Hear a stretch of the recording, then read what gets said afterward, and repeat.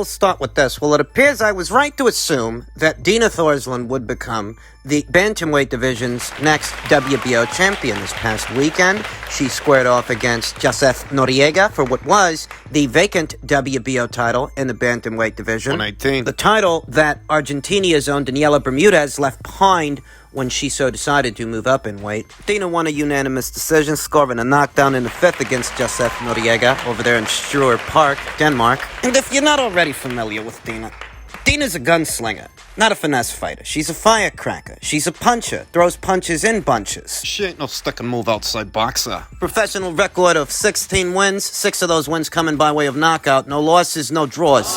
She won a WBO title in the Super Bantamweight division back in 2018, defended it about 2-3 times, decided to move down in weight to the Bantamweight division, pick up a title there, vacant title. She's been in a grand total of 5 world championship fights, 5 world title fights between 118 and 122 pounds. She is the current reigning WBO champion at 118 pounds, and I think she's going to settle in. I think she's going to stay here because She's gunning for Shannon Courtenay. Dina Thorslund brings more professional experience to the table than young Shannon Courtenay does. Shannon Courtenay, the current reigning WBA bantamweight champion. Dina's got more pro experience than Shannon. That much is obvious. She is a more experienced champion at championship level than Shannon Courtenay is.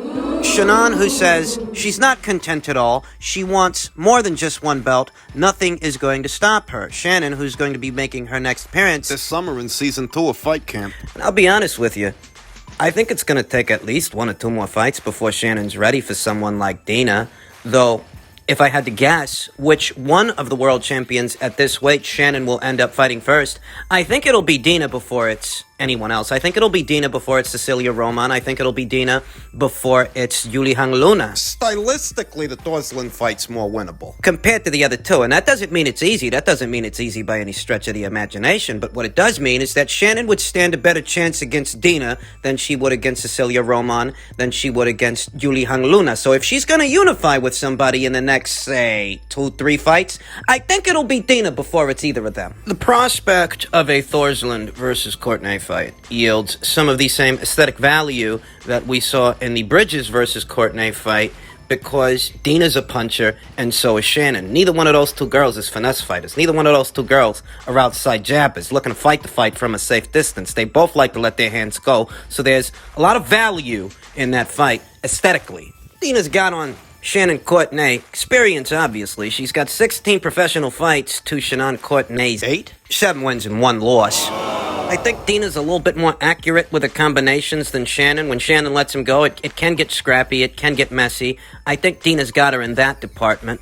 I think what Shannon's got on Dina is a better set of legs. I think that Shannon is more of a mover than Dina is. Dina likes to sit there in the pocket, let her fists fly. Real aggressive, real mean-spirited, real spiteful. Maybe Shannon's got a better set of legs. Dina really doesn't move as much as Shannon does. Dina is a little bit upright, though. That's a drawback. That's a flaw. She doesn't hunker down in a very tight guard the way that Ebony Bridges does as she's coming forward. You know, hands high, catching shots on the arms, catching shots on the gloves, powering forward. That's not necessarily Dina's calling card. It's not. I think she'd want to be careful with that against Shannon, who's got a quality right hand. It's a strong shot. She's knocked 1 or 2 girls down with that shot. Interesting particulars in association with this situation are, it seems that Team Thorslund is viewing all the options on the table. The WBO have given a 2-division champion 10 days to decide which title she's going to keep. The one at 122 or the one she won very recently at 118 pounds. To top it all off, it seems that Shannon Courtenay's not the only active world champion Dina has in her crosshairs.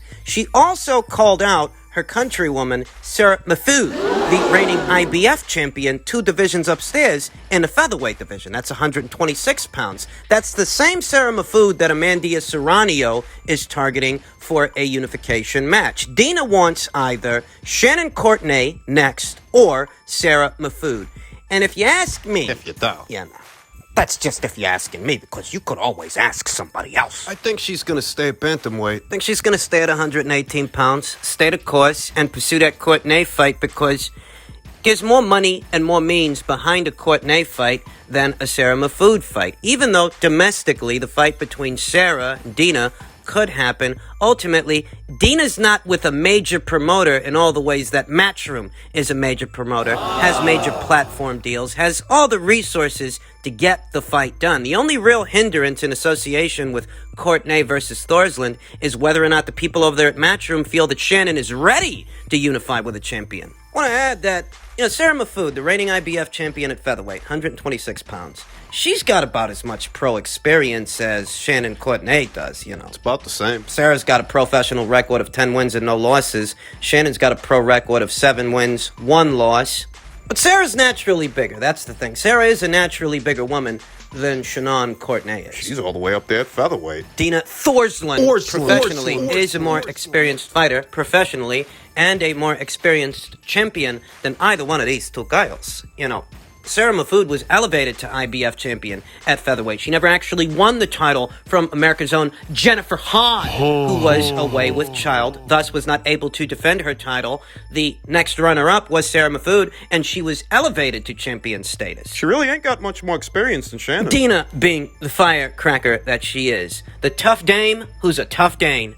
I think she likes her chances against either Sarah or Shannon, but I think there's more in it for her in a Courtenay fight than a Mahfoud fight. Have that Courtenay fight, that's going to get shown on DAZN. Several countries around the world. It's a much bigger fight on a much bigger platform. So I think that's the way she's going to go. Congratulations to her. In other news, former 140-pound champion Regis Prograis congratulated Gervonta Davis post-fight for his win over Mario Barrios and the WBA Reggie belt, and he said, "Good shit, Gervonta. That was a solid fight against a solid opponent. Now come fight the real dog at 140 pounds." And I don't know why he's doing this. What's the point? There's not much chance of that fight happening. Regis Prograis isn't on Gervonta Davis's radar or Adrian Broner's. The guys he keeps calling out. I don't know why any of these guys do this, to be honest. We know exactly what kind of matchmaking goes into Gervonta Davis's fights. They're not going to put him in there with Regis Prograis, of all people, a hard-punching southpaw who's got a lot more experience at 140 pounds than either Gervonta Davis or the man he just beat, Mario Barrios. They're not going to make that fucking fight. And as if that hasn't been obvious enough the last, 3-4 years? The kind of matchmaking we've been seeing with Gervonta Davis and what kind of fighters he does fight. If that didn't make it obvious enough, if it doesn't, Floyd Mayweather Jr.'s comments post-fight, that really should drive the point home. Our thing is this. We work smarter, not harder. So we keep everything in-house. Mayweather Promotions, PBC. We all one family. So, we're not going to go nowhere and make another company great. So we got plenty of fighters that's at 140, 135, and 130. We're going to continue to fight the fighters that we got to fight. Doesn't that spell it all out for these guys right then and there? Unless Regis Prograis is prepared to enter into a multi-fight deal, multi-fight commitment with either TMT or the PBC, he's not going to get that fight. And even if he does, that still doesn't guarantee him a shot at Gervonta Davis. Nothing does. Gary Russell Jr. has been there the whole time calling out Gervonta Davis on the PBC side of things, on the PBC side of the street, and he hasn't gotten that fight. There's no guarantees that a guy like Regis gets that fight because a guy like Regis is more of a threat to Gervonta than Mario Barrios was. So what makes Regis Prograis thinks he's going to get that fight when just the other day he himself was acknowledging that Gervonta will never fight him? We talked about it here on the channel. I don't understand why these fighters insist on wasting their own time calling out this guy when they know what kind of fights are going to put Gervonta in. They're not going to put him in those kinds of fights. I don't know why anybody calls this guy out anymore. Neither he nor his team want those fights for him, and neither do his fans. His fans will actually come up with reasons for him not to fight fighters like Regis Prograis. They will enable this very soft, careful matchmaking. The opponents are carefully selected. Post-fight, the people over there at DAZN posted a graphic to their social media account on Instagram with a picture of Gervonta Davis asking who's next. And in the graphic, you see Teofimo Lopez, you see Devin Haney, you see Ryan Garcia, you see Josh Taylor. None of these fighters are PBC TMT fighters. Did you hear Floyd? Floyd made it crystal clear the only kind of fights they're going to make for Gervonta are in-house fights. So why bother? Why bother making a graphic for fights ain't gonna happen? Why bother asking if Teofimo Lopez, or Devin Haney, or Ryan Garcia, or Josh Taylor, why bother asking if any of those guys are gonna be next when you know that they're not? They'll come up with every excuse in the book not to fight those fighters. Any and everything you can think of. Contradicting themselves in plain sight, contradicting themselves in front of all the spectators in what is this spectator sport. Before the fight, when they asked Leonard Ellerby about a potential Davis versus Taylor fight. This is what he had to say. See, just doing stuff just to be doing it, it don't make sense. You got to do something that has implications on something, you know, something that's worthy. People kind of shocked the boxing world if he's actually calling out Taylor at this point. If he, getting the win over Barry. Okay, well, let me clear that up. Okay, Taylor just fought an undisputed junior welterweight championship, right? 1,000 people in attendance. In the United States. What does it mean? We're gonna fill up an arena anyway. We're gonna get all of that. Trust and believe, we're gonna get all of that. We're gonna get every bit of that. Every bit of that. But I'm just saying, it's like, you know, at the end of the day, all these guys are good fighters, but you gotta be able to bring some to the dance. Now, based on those comments, one would think that Leonard views Mario Barrios as bringing more to the dance than Josh Taylor does. However nonsensical and stupid and ignorant that might sound, maybe that's what Leonard thinks. Thinks Mario Barrios brings more to the table than Taylor? Well, that's the funny part. No, he doesn't. He doesn't think Mario Barrios brings anything to the table. Really, who is Mario Barrios? They don't know, and they don't care. Really, who is Mario Barrios? They don't know, and they don't care.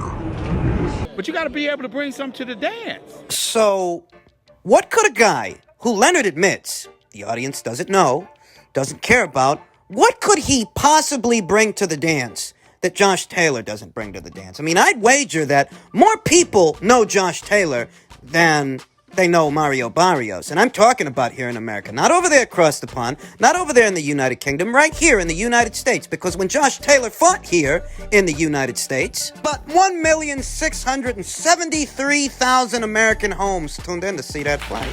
1,673,000! That was just a few weeks ago. Against Jose Ramirez for what was the undisputed championship at this weight. Yeah, I'd wager more Americans that watch boxing, at least, know Josh Taylor than they know Mario Barrios. I mean, Vasyl Lomachenko himself didn't even know the guy. He said he never heard of him. But Leonard was okay making a fight with him. Even though.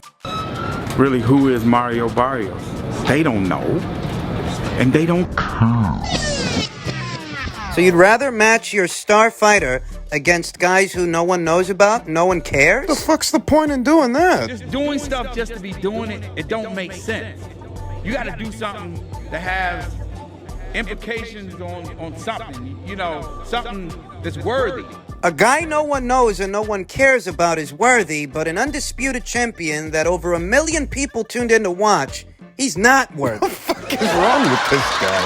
So can we just call this what it is and stop playing games? I mean, is it really necessary at this point when it's so obvious what these guys are doing?